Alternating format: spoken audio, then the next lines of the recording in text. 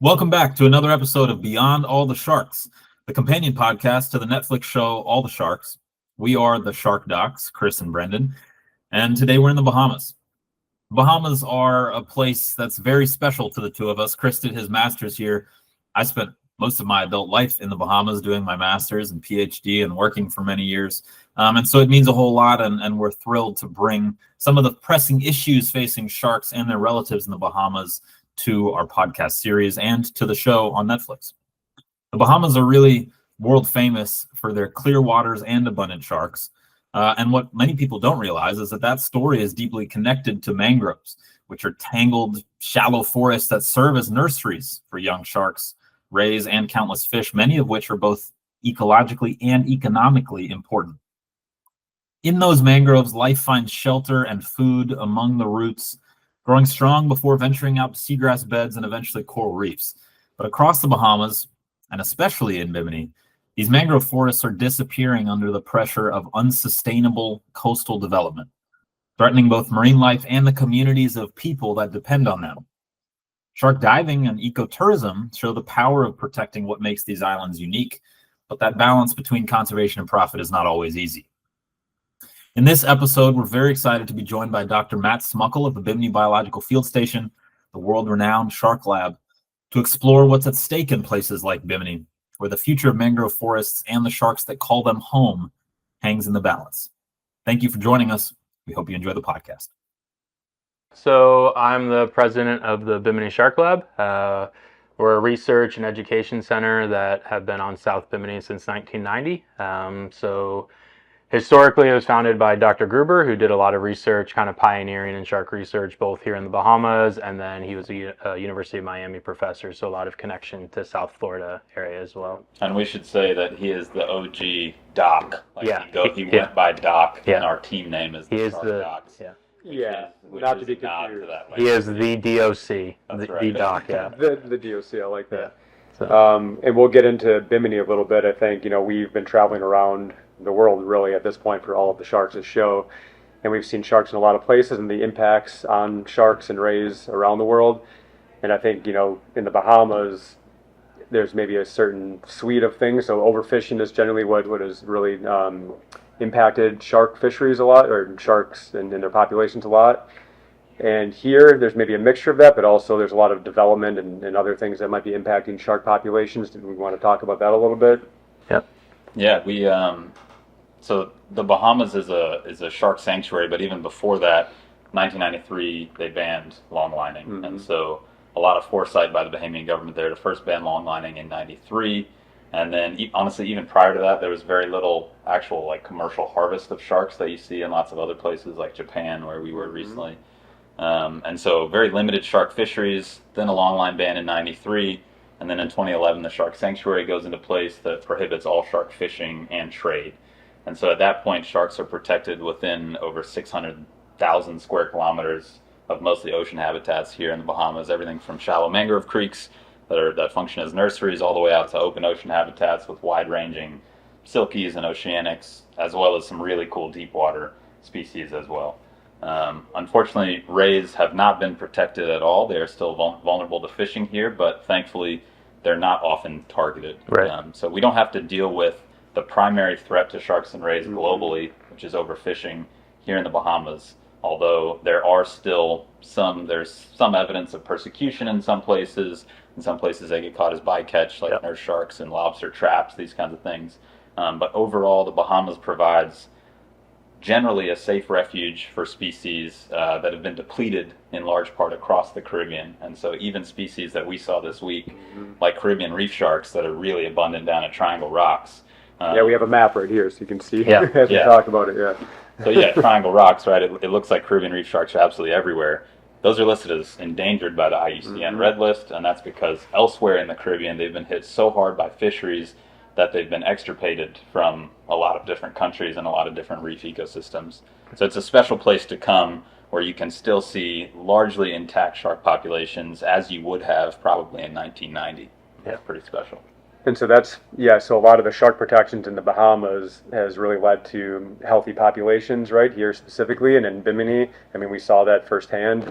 Matt, you see this every day here, and that's also fed into the ecotourism industry here too, which supports a lot of the Bahamas. You want to talk a little bit about that? Yeah, so with the long-term history that the lab has, so we actually have data going back all the way to like the early 1980s. So Doc used to come over actually on research vessels like before the lab was officially established. So we have close to like 4 decades of data there. And one of the things that's like really important with that is that we have this really long-term abundance survey. And so we actually like in the Bahamas, like the actual number of a lot of our sharks are like pretty much, if you look at it on a graph, is like flatline. That doesn't mean that protective measures like the banning of the long line or the shark sanctuary aren't important. Like they're actually probably allowing the populations to just function like a normal balance, as close to a normal balanced ecosystem, obviously like sliding scales of what we think are natural now, but allowing it to function without like those outside pressures basically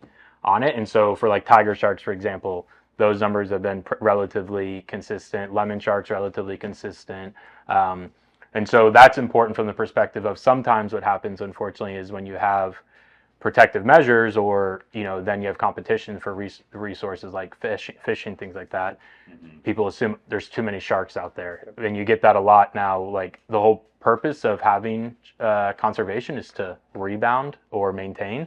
And as you have a rebound, you maybe get competition, depredation. But here, at least, our data is showing that it's relatively flat. It's probably people and our activities that are changing, as opposed to any changing of the overall population of sharks around the area.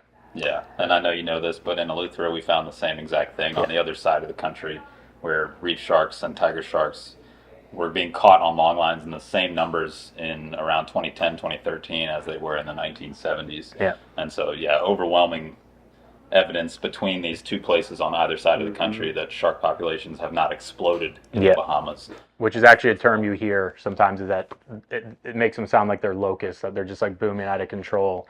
Shark problem. We hear people saying shark problem now, which is like just a crazy term to me. Yeah, in my experience, it's more of probably a people behavior problem, but also we have to remember that, like, I always try to remind our students or people that come through here that technology is great for a lot of things, but it also changes our perception of the world. Like, if you go out and see a hammerhead today, I can instantaneously from the boat send that in a group chat to people all around the world, and it makes it seem like, oh, there's so many, there's hammerheads here, there's hammerheads there. Whereas, 20 years ago, if somebody came in at night and was at the bar telling you that they saw a big hammerhead, you might just think it was drunk Bob fish story type. So, and so like that's definitely, I think, changed the perception, is that, how quickly you can communicate around the world with these type of things. And that's great, but we have to that's where you have to have like that grain of salt mentality of when people are saying there's too many of a certain animal or something like that, and really let the data show you what's going on. Yeah, and it's even when people talk about exploding shark populations, for most of these species, they're reproducing on a time scale that we wouldn't have even seen the changes of the shark sanctuary until probably right about now. Yeah. Right? Like a lot of these animals aren't maturing until they're 10 to 20 years old or later. Right. They can live 40 years or longer. I think you guys found that for nurses. Yeah, recently. yeah. Nurses, lemon sharks, probably tiger sharks are 40 to 50 years old. So. Yeah, and they're having very few pups. Right. Caribbean reef sharks, although, again, they were abundant at that one particular spot where they're often fed, they might have 4 pups per litter. Yeah. Right. So, and how many of those actually make it to adulthood and have offspring? Yeah. So it's a complicated issue, but the science definitely points towards the conclusion that these measures in the Bahamas have led to stable shark populations through time, and that has led to shark populations here being in much better shape than a lot of other places in the Caribbean where they've gone down. Right. The perception of populations of animals like sharks too, it's interesting what you brought up is a shifted baseline, right? There's, you've got people that are newer in the system now that think like one hammerhead or a couple hammerheads is incredible, right? But 50 years ago, there would have been a completely different perspective on that, right? And here or elsewhere. Yeah. And then we have to take into consideration that sometimes when you're talking to people that maybe are the age generation of our parents or something, say in their 60s or 70s, these people can be a wealth of information, but they're also so fishermen that have been doing it for 40, 50 years, they're a wealth of information, but they also started out doing it at a time where in a lot of places, if you're looking, in certain areas, like there it was kind of at the bottom of that trough for shark numbers. And so yes, like if they're comparing it to when they started out as a fisherman in the 70s or 80s, probably the numbers they're accurate that they're saying there's more sharks now than there were in the 70s, not necessarily in the Bahamas, but like in certain areas, maybe in the US or something. But that was the whole point of protective measures, is it was unsustainable. So trying to rebound it. So, that's where like their time scale is looking at it from very, very low threshold to now kind of increasing. And that's the whole point of the conservation. Yeah, and I think just to add to that, it's no surprise that these protective measures began around the early 90s, right? It was the same in the U.S. with the management plan in the Atlantic for sharks. Like a lot of these populations took a big dip in the 80s, and then they've gradually just begun to start coming up. And so when people say like, "Oh, there's sharks everywhere, more than ever before," the reality is that the recoveries are just beginning. Right. We're still at a fraction of the abundance that was in these waters in, say, 1960. Yeah, and that's where we have to kind of make sure to keep communicating with the public, because the goal is to keep having that, at least for certain species, need to keep having that incremental increase. And so it's going to be something that, like, the more that we're working on conservation, it's definitely going to be like making sure to have good open doors with, commercial, recreational fishing community, whatever it is going to be really important, because that's going to be a continual thing. Hopefully we keep seeing more and more sharks of certain species, at least. Yeah, those conflicts are a sign of success. In conservation, that's always the case. So that takes care of like the fisheries part of it, but we know that there's major impacts going on in North Bimini here from development and dredging too. I would love to have you talk a little bit more about that, because the loss of mangrove habitat, when you're talking about how populations of sharks are going to go up and down, if you lose nursery habitat for juveniles, you lose a big chunk of how they're able to recover. So you want to talk about that a little bit? Yeah, so one of the things that makes Bimini really, really special is if you look at it, on kind of like a global scale. Bimini's a very small island, so you probably wouldn't even notice it, if you were really zoomed out on a satellite image or something like that. But it's actually closer to Florida than it is to most other Bahamian islands. Like it's only 50 miles away from Miami. We're right along the Gulf Stream here. And then around there's no other real islands for about 70 or 80 miles that have any sort of mangrove habitat. We're right on the western edge of the Great Bahama Bank. And so it means like anything that is reliant upon mangroves or like, around that area is really like a epicenter is going to be right around Bimini. There's nowhere else for them to go. So when you start losing that type of habitat, they can't just go to the next island. They can't just go a mile down or something like that. Like there is nowhere else literally for them that, these species can't recover. When you're talking about like sources and sinks, like this is a main source of a lot of things and it's not just from the shark perspective. Like, we are the Shark Lab, but we look at it from like an ecosystem perspective, and sharks are just kind of like that canary in the coal mine, like kind of, let you know what's going on in the ecosystem. And so up here in like the mangroves, it's close to like 140 different species are using that habitat. And so it's really important for everything from, bonefish, like lobsters, groupers, a lot of things at early life stages will really rely on those mangroves. And then so if you lose that, it's going to have, ecosystem-wide effects of what's going on. Yeah, and huge economic effects too, right? Like the primary fishery species of the Bahamas. Right. Like and conch, lobster, grouper. Yeah, and and unfortunately the hard part is a lot of those things are probably going to be 5 to 10 or 20 years down the line, because even for a bonefish, they can be relatively old. So the bonefish that you're maybe targeting out in the flats are maybe 8 to 10 years old or something like that. So if you start removing their important juvenile habitat, then you're not going to actually see, in a decade from now, you might see like, oh wow, these fisheries are actually hurting because we've lost that nursery type habitat for them. So that lag period could really have an impact on how management perceives the loss. And then by the time you act upon that, you're already you're already way behind. It's the same thing goes for marine protected areas, right? Like you start protecting an ecosystem and you don't see recovery for some of these long-lived species for quite some time. So it takes a long time to really like see that comeback. And I know here too, like there's a lot of development going on, right? Yeah. And that's a major concern for a lot of the fisheries here, and just how Bimini is going to do in the future. So basically, this whole section over here, this is kind of a hot spot for lemon sharks, stingrays, eagle rays, blacktip sharks, things like that. And bonefish as well. This is all bonefish, what we call bonefish hole. A lot, there'll be yeah, like I said, baby lobsters, baby snapper, baby grouper, all sorts of stuff that's like economically valuable, queen conch, a whole bunch of things are up in here. And so this whole section, this northeastern section of Bimini, is on paper supposed to be promoted as the North Bimini Marine Reserve, basically kind of like from this point over, this whole section there. And so, unfortunately though, it's never really been what you could like consider to be like signed or ratified into making sure that it's like implemented and fully protected. So there's kind of a continual back and forth of what is the status going to be up here. Some proposals have there being a golf course up here. Some proposals have there being a lot of homes and developments on this area. Yeah, so it's very much a question mark as to what the future of that area that is the mangroves and the marine protected area is supposed to, what the outcome will actually be. There is no, like, if you asked me today what I thought, I would probably say it's a 50-50 shot of whether it's going to go towards being conservation or towards being developed. Yeah. Wow, that's going into the future, right?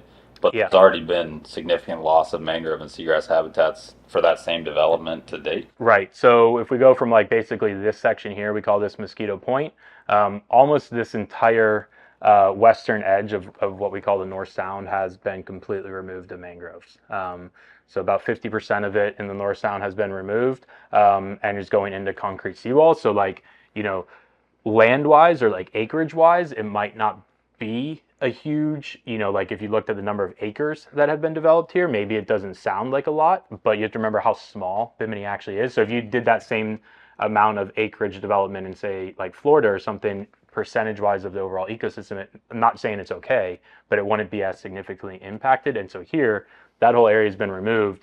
And in most areas, like through ecology, like edge habitat is significantly more important than anything. So like that mangrove edge is really where a ton of things are. So they can come out to the seagrass, whether it's fish or lobsters, whatever it is, and then dart back into that edge mangrove protected roots. And so once you start removing that edge and putting like a concrete seawall, that's completely changed all of that ecosystem function in the area. And you don't have to look very far. I mean, there's loss of mangrove habitat all over the world, right? Right. In Southeast Asia and Florida, right across the Atlantic, and you see the negative impacts of that, right? Yeah. Loss of all kinds of fisheries, right? Yeah. In some places, like 90% loss, and it's just like nothing can survive in those places. And that's where like useless. I always try to remind people that like Bimini is kind of like an example or a microcosm for what's going on around the world. Like you said, mangrove habitat are some of the most imperiled kind of globally. It's not something that only takes place in the Bahamas. It's something that's going on around the world, and it's because mangroves are kind of that protective edge on the coastlines, but they serve a really, really important function. But a lot of people view them as kind of in their way of their nice, beautiful view of the ocean. But like having that buffer tree zone is really, really important. For the crazy part too is those are also storm protection for the houses that people build, and then you lose that protection. So it's kind of a double whammy. And then on top of that, there's all this important seagrass habitat off the coast here too. So once you remove the mangroves, you dredge, you get more sedimentation, kills the seagrass, another very important habitat for fishes. Yeah, and so there's also like a deep water channel that's part of it, so that basically like big boats, like we're talking like 80, 100-foot long, yachts can come all the way up into this area that should naturally be only maybe 2 to 3 feet deep at high tide. During low tide, much of this would actually be no water in most of it, and so now there's a very deep dredged out channel that's like 15 feet deep. And so when you start to change like the hydrology of how water and currents are moving in and out of an area, it's completely kind of changing the whole function of that system up there. And once that's lost, it's really lost forever. Yeah. And that's the problem. It might be one interest coming in for a short period of time for development, and then if that doesn't work, that's destroyed. Right. And then that doesn't just recover overnight. That could be gone forever. And there's locations. I mean, I'm sending back to Florida where I do a lot of work, where the state and government will put in millions of dollars into trying to restore seagrass after the loss has been made. So we're a very reactive species as humans, not proactive. And like this, it's sad that another example of this is happening when we've seen the results of this in a negative way so many times over and over again. Right. Yeah, you don't have to look very far. Like, and I always try to remind people because, I'm from the U.S., I'm from Florida, we've done a very good job of screwing up a lot of the ecosystems there, but hopefully you can look at those as a lesson of maybe what to avoid and not have to spend like billions and billions of dollars trying to restore Everglades and things like that after completely changing the ecosystem. It's amazing to me, though, often the disconnect between people using a resource and what's happening to destroy that resource, from overfishing to pollution to development, that sort of thing. Yeah. And, Bimini, what it's known for, might be the very thing that leads to its demise. Yeah. Right? Why people come here to enjoy it. It might be, Yeah, and Bimini can't handle that many people. It's a small island. Bimini had historically always been known as like like game fish capital. I don't know how many game fish capitals of the world there are. Like probably 100 of them all around the world. Everybody says they're the game fish capital of the world for offshore fishing. But like Bimini was known historically. Ernest Hemingway, Martin Luther King. There's a lot of people, like historical figures, that have come here because it's been very well known for like all of the abundant marine life. I've never known anybody that came to Bimini and said, "Hey, I really want to play a round of golf this weekend." They're coming here for the beaches, for the marine life, for things like that, and that's really what's always been the draw for it. So it's all like, we're not opposed to like development if it's done within a conservation-minded scale. Like I fully understand the value economically that having tourists come to visit the island can draw, and is really important for the local economy. But it has to be done like within the scale and fit of a small island like it. You have to understand the capacity of a small island. Yeah. When you exceed that, it's a downward spiral. Yeah. Right. And there are different models for how to do this, right? Like on the one hand here, the Bahamas has the biggest shark diving economy on Earth, right, generating over $100 million a year, right? Like reef sharks are worth $250,000 over their lifetime plus, not to mention the hammerheads and some of these other species. And so there's that model where like, people come to see wildlife that is visible, abundant, and available, right? And then on the other hand, you've got people coming in trying to destroy the very habitat that supports that part of the economy. Right. Yeah. It's crazy. Yeah, and I mean, it lasts forever, and the other one is gone tomorrow. Yeah. The next major storm that comes through could completely change all the development. I think the problem is that we as people are like naturally kind of arrogant in the sense that we think we can build something that's going to withstand like what Mother Nature can dish out, but like no matter what kind of concrete seawall or most modern like building you do, it's not always going to be able to withstand it. Like so that whatever goes on there might not be here in 100 years. So we're very nearsighted, right? I think we make a lot of decisions as a species that are not looking long term. It's like we are going to make some money right now. What that does in the future, either you don't care or you don't predict, right? Which makes no sense because we can predict what's going to happen. It's been modeled all over the place. Yeah, and there's a reason, like thinking on that longer time scale, there's a reason that the mangroves covering this whole area look the way they do. Right. Like they're all dug in with prop roots, interconnected one after another. Yeah. If a storm comes through, it's going to have to rip out all the mangroves or it's not going to get any. Yeah. Like it takes them decades to build those mangrove forests. Probably older than all of us. Most of those mangroves in that area are, and so that's where like if you even tried to replant it or mitigate the impacts, like where you're talking like decades of natural kind of ecosystem function that would have to be replaced. Yeah, you see the same thing with coral reefs, right? When those are gone, hundreds, thousands of years it would take to rebuild. Again, well beyond a lifetime, right? Yeah. You can't just make up for what you lose by making bad decisions. Yeah. I wanted to ask you, because we've been all over the world in the last few weeks, and a lot of the most productive sites for us and all the teams on the show are places where sharks and rays are being fed, right? Because you can go there and predictably get a bunch of animals at once, and for the purpose of the game, that's a lot of points. Yeah. So you have to do it, then you move on to everything else that's maybe a little more difficult. So obviously there's a lot of people who come here to dive with sharks, both with hammerheads, the reef sharks, etc. So just curious, like, what have you all seen as that's developed? Do you think it's too much? Is it happening appropriately? Like, I don't know. What's the situation in Bimini around shark feeding and ray feeding at Honeyman as well? Yeah. So, like, my perspective is everything, it's like most things, everything has to be done in moderation. And, within the, like, community or the population that comes here, you have the gamut of people that there's always going to be somebody that pushes the boundaries. There's always going to be somebody that is maybe doing a little bit too much, but trying to find that common sense approach, like, the reef sharks or the hammerheads and stuff like that.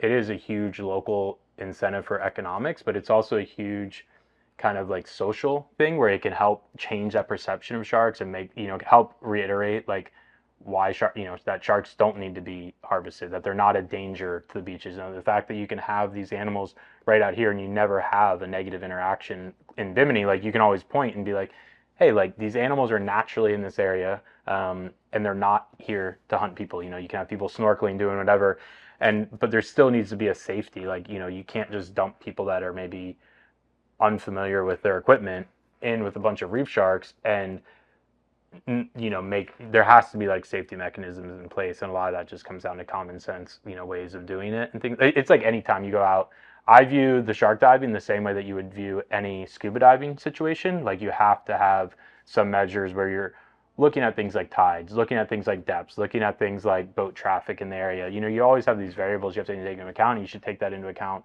with most of the shark areas as well. We know from most of our research kind of historically that like for the hammerheads, for example, it hasn't changed their like natural migration. So one of the challenges that you have being so close to the U.S. is that a lot of the hammerheads will actually leave, and we're only about 25 miles away from like U.S. federal waters, and then so they're managed differently in U.S. federal waters, and then if they go to Florida state waters, they're managed differently.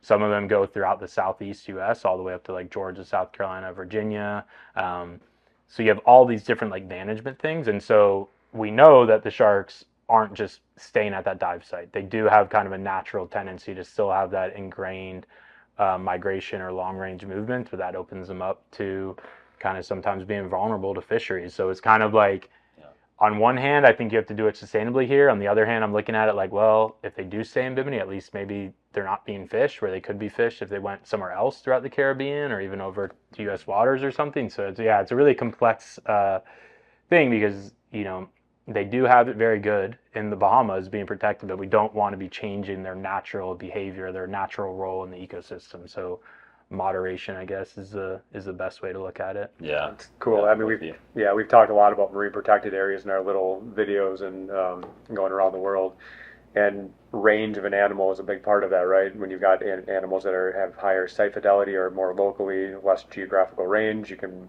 build an MPA around them and protect them better than you can with these highly migratory species you're talking about. Yeah. All the different management and countries they go through, states, whatever. Changes everything, right? Yeah. And for that reason, the Bahamas is important regionally because you've got animals that are highly migratory that come and find refuge here. So maybe they get 20% of the year where they're naturally in Bahamian waters and not being fished and congregating in certain places like hammerheads, or I'm thinking of oceanic whitetips off Cat Island. Like, you could go fish those out in 3 days. Yeah. And then suddenly that's probably mostly oceanic whitetips, in this part of the Northwest Atlantic Ocean. Yeah. And so there's an outsized benefit. The Bahamas is benefiting not only themselves from the economic and ecological value of these animals, but is also adding those benefits to the whole region. Right. And like with a lot of these spots, it's kind of like the whole like chicken and the egg type of thing. Like, the hammerhead site has been known to the lab now, I guess, the Shark Lab, I guess, going on like 15, maybe close to 20 years.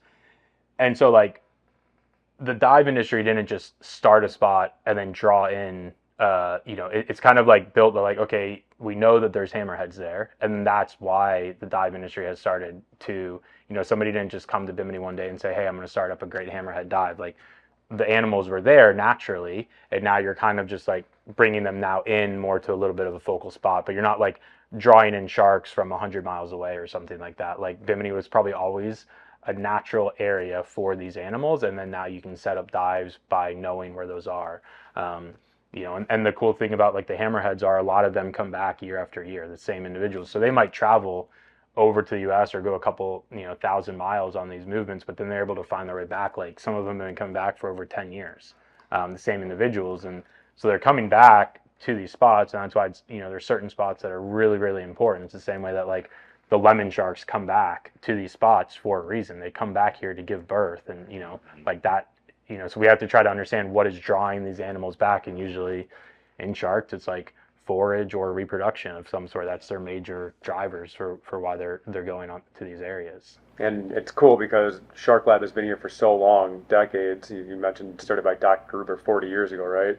Yeah, well, 30 years ago for the lab, and then 40 years ago is when he started coming here on research vessels. Yeah. And just the enormous amount of science and things that you've researched, your group and figured out about lemon sharks and reef sharks has been just enormous, right? And also this is a major stopping ground for a lot of people in shark science as their career, right? They come through Bimini, and it's known worldwide for that reason. It's a pretty special place. Yeah, I mean, when he started it, it was kind of coming out of the era of like, the late 80s and in the early 90s, it was still kind of the mentality of like the best shark is a dead shark in a lot of areas. And so, now a lot of places around the world, fortunately, have kind of replicated a similar model where they're like teaching a lot of people, and you're like continually building and expanding that network of people that are interested in studying sharks, conservationists, whatever kind of role people have in helping to protect sharks or better understand them. But yeah, it's a really important spot for people to come and get that firsthand experience that you can't always get in a textbook or something like that. Do you have any idea of how many people have come through Bimini to date and have changed their career paths? Yeah, it's definitely definitely in the thousands. Yeah. Yeah, it's hard to put an exact number on it. Because we have everything from like you have students that maybe only come here for 5 days or something for like a week-long field course, and then you have students that they might be here for like 2 to 6 months, or you have students that stay here for like 3 years doing a PhD or something. So you have like this whole different level of how engaged people are. But yeah, it's in the thousands of students that have come through Bimini. It seems like everyone who comes through leaves, and it's a like foundational experience for them. Like it's a highlight of their entire lives. It sticks with them forever. Right. And I mean, I will be honest. It's like obviously Sarah speaks to that as well. It's it can be hard. But that's like the reality of doing this type of career is not every day is free diving with the hammerhead. There's a lot of stuff that goes on behind it, just general maintenance of the station, just general upkeep, writing reports, like entering data into Excel. But that's like the reality of what you're get into in your career. So that's kind of our mindset, is like truly make the internship like a mirror of what the career is going to be like, because as you guys know, like I probably spend more days now behind the desk than I do on the boat, unfortunately. We're right there with you. But that's why you have to, like, if you're going to dedicate your life to it, your career to it, you want to know what you're getting into. So yeah, and you guys, just for anyone who does watch this someday, you guys take interns on like a set schedule, or how does that process look if someone wanted to? So I mean, most information's like on our website, so we'll do it like sporadic kind of periods throughout the year. So yeah, every year we have interns, but it kind of set. Yeah, like group, like usually it's a couple months at a time that they'll come in. So just rolling applications. Rolling applications, yeah, or we'll make a big announcement on like social media or on the website or something like that. Or I think people now can even do like a sign up for the newsletter, and then it'll automatically let them know when applications are open to apply. Cool. And so just to emphasize, you guys are involved in protecting all of these habitats, both from a research, education, policy perspective. Yeah. And so if folks wanted to contribute to that and potentially donate to the lab, they could do that through the website as well. They can do that, yeah. Thank you. They can do that through the website. And I mean, the biggest thing for like this is trying to spread the word and the message through education and kind of like, community outreach or social, that there's a lot of value in people that want to come to Bimini for seeing the natural habitat. Like you really have to emphasize the economic value isn't always in development. There's an economic value in letting places remain pristine, because that's what's drawing people back year after year. Yeah. Excellent. Yeah. Thanks so much for chatting. Yeah. Thank you guys for coming down. So man. See ya. Appreciate it. All right. Spend some time Yeah. here. Thanks. Yeah, I've always wanted to come and visit the lab my first time. So yeah, it's cool. Thanks for having us, Matt.